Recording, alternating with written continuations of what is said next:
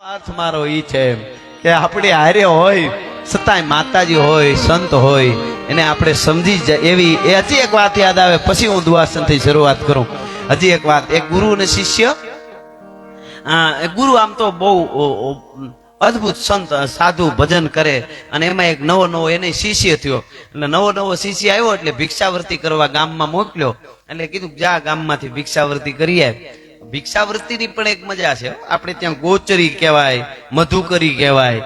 મધુકરી કે ને મધુકરી એટલે મધુ એટલે ભમરો ફૂલ ઉપરથી મધુકરી કોને કહેવાય? એટલે સાધુ સંતો એને કેટલું લેવું જોઈએ એમના શિષ્યો પાસેથી કે યજમાન પાસેથી કે ગામમાં આવી કે ભમરો છે એ ગમે એવું ફૂલ હોય એના ઉપર બેસે અને એ ફૂલની માથે બેસીને ધીરેક દિન રસ લઈને પાછો ઉડી જાય. હજી સુધી ક્યાંય બન્યું નથી ભમરો બેઠો અને ફૂલ કરમાઈ ગયું અથવા તો વિખાઈ ગયું, તૂટી ગયું કે એને નુકસાન થયું. ફૂલને કાંઈ નુકસાન ન થાય ને રસ લઈને નીકળી જાય. આ મધુકરી છે, આ સંતો કરે છે. ભલા માણસ ઓનાનું હોડ કાઢી નાખે એટલું નહીં લેવાનું. પછી ગોચરી કે આપણે ગાય ચરતી હોય ને ગાય, એટલે એ આમ કરડક ઘાસ ને માથે કાપ્યા જાય. એટલે ગાયના મૂળિયા એના મજબૂત થાય, કારણ કે થડ જાડું થાય, કપાઈ જાય એટલે મજબૂત થાય. ને ભેંસ છે એ પાડો ને ભેંસ મૂળમાંથી ઉપાડે હાંઠિયો એટલે હુડ કાઢે ને ઓલી ગોચરી એ ઉપરથી કાપે જાય. સામે વાળાને નુકસાન ન થાય, સામે વાળાનું થડ મજબૂત થાય ને વૃદ્ધિ થાય અને લઈ લે. એ ગોચરી છે, એ મધુકરી છે. એવી રીતે ભિક્ષા લેવા ગુરુએ શિષ્યને મોકલ્યો. ગામમાં ગયો, ઓહરીને પાળે ભિક્ષા દેહી કરીને ઉભો રહ્યો. કોઈ બેને કીધું સરસ આવો સંત સાધુ સંત નમન કર્યા ને કીધું હું લઈ આવું. લોટ લેવા જે કાંઈ રહોડામાં બાઈ ગઈ, બેન ગયા. એમાં ઓહરીમાં પિંજરામાં એક પોપટ હતો. પિંજરું એની અંદર પોપટ ટે મીંડો બોલવા. પોપટ મીંડો બોલવા, રાયડું મીંડો નાખવા. અને સંતને કીધું સંત તમને પગે લાગુ, મને આમાંથી છોડાવો, મને મુક્ત આ ગગનમાં વિસરવું ગમે છે, મને આમાં મજા નથી આવતી. આ પિંજરામાં હું કેદ છું, મેં કાંઈ એવો પાપ કે ગુનો કર્યો નથી. આ ઘણી વાર એવું થાય ને, હમણાં એક કબૂતર કોકની ગાડી આરે ભટકાણું ને તો બેભાન જેવું થઈ ગયું. એક જણો લઈ ગયો ઘેરે પાણી બાણી છાંટ્યું કઈક દવા કરીને પછી પિંજરામાં રાખ્યું. એમ કે હાજુ થાય પછી ઉડાડી દે. તો કબૂતર ભાનમાં આવ્યું કે લે મને જેલ થઈ ગઈ, ઓલો ગાડી વાળો મરી ગયો. ઈ કે એને એમ કે ગાડી વાળો હું ભટકાણું, ગાડી વાળો મરી ગયો ને મને જેલ થઈ. પણ એમ અહીંયા પોપટ રાયડું મીંડો નાખવા, મને આમાંથી મુક્તિ અપાવો, મને મુક્તિ અપાવો, તમે સંત છો, તમારું કામ મુક્તિ આપવાનું છે. એટલે શિષ્ય ભોળો, હમણાં સાધુ થયેલો ભોળો, એમને બીજી કઈ ખબર પડે ને. એ કે પોપટ એક કામ તારું કામ હું કરી દે એ પાકું, પણ હું ન કરી શકું, મારા ગુરુ મહારાજ કરી શકે. હું મારા ગુરુને કાલે પૂછતો આવું. તારે મને એટલો ભરોસો છે, મને એટલું વિશ્વાસ છે કે તારે આ પિંજરામાંથી મુક્ત થવાની યુક્તિ મારા ગુરુની પાસે હશે, એમાં કોઈ ફેરફાર નહીં, મને પાકો ભરોસો છે મારા ગુરુ પાસે. તો તને પિંજરામાંથી કાઢે એનો મને વિશ્વાસ, પણ મને ખબર નથી પડતી. મારા ગુરુને પૂછીને આવી કાલ. ટૂંકમાં ભિક્ષા મળી ગઈ, વયો ગયો. ત્યાં જઈને ગુરુને કીધું ગુરુ મહારાજ આજે હું એક ભિક્ષાવૃત્તિ કરવા જાઉં ને એક પિંજરામાં પોપટ બિચારો બહુ દુખી છે અને એને પિંજરામાંથી નીકળવું છે. તો પોપટને પિંજરામાંથી નીકળવા માટે શું કરવું પડે, જરાક તમે રસ્તો બતાવો મને, હું પોપટને કહી દઈશ. આટલી વાત કરી ગુરુ મહારાજ બેભાન થઈ ગયા, સીધા જ બેભાન પડી ઢળી પડ્યા. પછી બેઠા કરે ને ટેકે મૂક્યા ને બહાર નાખે ને પાણી છાંટ્યું.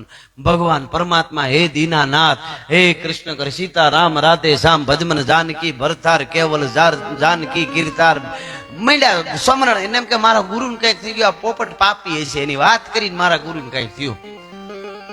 પોણી કલાકે ગુરુ મહારાજ ભાનમાં આવ્યા પાછા. પછી કઈ નહીં, ગુરુ એની રીતે મંડ્યા ભજન કરવા. પૂછ્યું નહીં એમ કે પોપટની વાત કરું, વળી ગુરુને કઈક થઈ જાય તો કઈ વાત જ નહીં. બીજેથી ભિક્ષાવૃત્તિ ત્યાં લેવા માટે ગયા. ત્યાં જઈને ઉભા રહ્યા. શિષ્ય ઉભો રહ્યો એટલે પોપટ રાયડે ઓલી બેન લેવા ગઈ. ત્યાં મને જલ્દી કે તારા ગુરુ મહારાજે કીધું મને બહાર નીકળવાનું કઈ આઈડિયો આપ્યો એમ, એટલે કઈ દિશા આપી એમ. એટલે ઓલો કે તું બોલતો જ નહીં. શિષ્ય કે તું બોલતો નહીં, તું પાપી. પધારો સંપૂર્ણાનંદજી બાપુ પધારી રહ્યા છે. બાપુનું અમે અહીંથી સ્વાગત. પધારીએ મહારાજજી પધારીએ. નમન આપકો પ્રણામ. પધારીએ. એમની સાથે પધારેલા મહેમાનોનું પણ અહીંથી હું સ્વાગત કરું છું.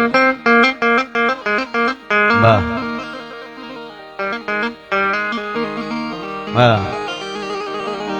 પંખીડાનો મેળો રે બેઠો એક ઝાડ પંખીડાનો મેળો રે બેઠો એક ઝાડ રે ઉડી જાય છે જુદે જુદે દે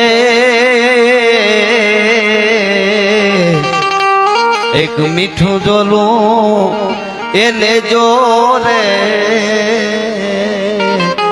હમણાં હુરજુ છે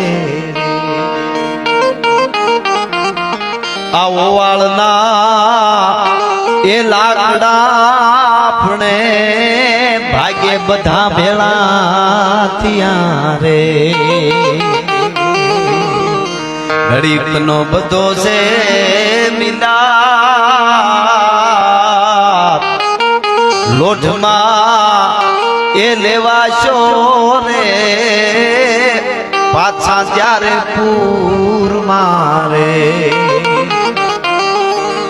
પછી ભવો ભવ ભેળું નહીં થવા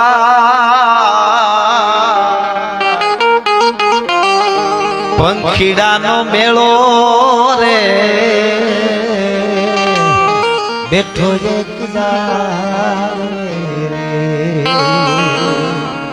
અને હમ ગાડી લાગી હાલવા રે હમણાં ટેશન આવશે ઓવાળના લાકડા આપણે ભાગ્ય બધા ભેળા થયા ઘડીક નો બધો છે મિલાપ લોટમાં લેવાય શું છે પાછા જ્યારે પૂરમાં પછી ભવો ભવ ભેળું નહીં થવાય પંખીડાનો મેળો બેઠો એક ઝાડવે એવી વાત પધારેલા પૂજ્ય બાપુ અને બધા સંતોનું અહીં નમન કરી સ્વાગત કરી અને મૂળ વાત ઉપર આવું પાછો પોપટે કીધું મને આમાંથી નીકળવાનો કઈ રસ્તો તમારા ગુરુ મહારાજે કઈ દીધો એટલે કીધું તું પાપી છો પોપટ તું બોલતો જ નહીં મેં તારી વાત ગુરુ મહારાજને કરી કે પોપટને પિંજરામાંથી નીકળવું હોય તો શું કરવું પડે એટલી વાત કરી તા મારા ગુરુ મહારાજ બેભાન થઈ ગયા માંડ ભાનમાં આવ્યા બેભાન થઈને ઢળી જ પીડાય કે જાણે કાંઈ નથી પાણી છાંટું તો હલે નકર ચલે તું બોલતો જ નહીં તારે મુક્તિ કોઈ દી થાય જ નહીં પિંજરામાંથી બોલતો જ નહીં તું ખાલી એટલી વાત કરી મારા ગુરુ મહારાજ બેભાન થઈ ગયા મેં તારી વાત કરી ત્યાં એટલી વાત કરીને પોપટને તો પોપટ બેભાન થઈ ગયો ટપ્પુ દઈને પિંજરામાં ઢળી પડ્યો કે લે હું થયું તા તો બેને આવ્યા ભિક્ષા દેવા માટે એને કીધું કે તમારા ઓલો કે શીશી કે તમારા પોપટને કઈક થઈ ગયું કે હમણાં બોલતો હતો બેનને એમ થયું કે આ ઈ શું થઈ ગયું પિંજરામાંથી બહાર કાઢી ફળિયામાં મૂક્યો તો ઢળી પડ્યો બેનને એમ કે પાણી લઈ આવીને છાંટું શીશી કે પાણી લઈ આવો એ પાણી લેવા ગયા ફર કરતો પોપટ ઉડી ગયો ગુરુ મહારાજ હું કેવા માંગતા હતા ને એ પોપટ ને ખબર પડી ગઈ શિષ્યને હજી ખબર નહોતી હું કામ બેભાન થઈ ગયા હતા ગુરુ મહારાજ ભલા માણસ એને ખબર નહોતી હા એટલે ભગત બાપુ કે મોટાના તળિયા નો મળ્યા ભેળા વસનારા હવ ભરમાણા મોટાના તળિયા નો મળ્યા પંખિયા સૌ મળીને હાલ્યા મોરે હાલું મચ્છરું મચ્છરે ગરુડને જઈને પૂછ્યું કે ધરતીના છેડા કેટલે પણ ઈ તો ગરુડે ઉડીને ભરમાણો પણ મોટાના તળિયા ન મળ્યા એવી વાત એટલે આ વાત સનાતન પરંપરાની વાત કરવા માટે મળ્યા છે જેટલો સમય મળે એટલો હમણાં સતત હું પ્રોગ્રામમાં કહેતો રહું છું કે ધર્મને જીવનશૈલીમાં નહીં લઈ તો આપણા ધર્મ ઉપર ખરેખર કાવતરા ચારે બાજુ થઈ રહ્યા છે હવે આપણે એટલા બધા ધંધામાન બીજામાન ત્રીજામાન અટવાઈ ગયા છે અને વીટાઈ ગયા છે રહેવા દો ને જરૂર ન હોય તો રહેવા દો ગરમી છે બહુ અને રહેવા દો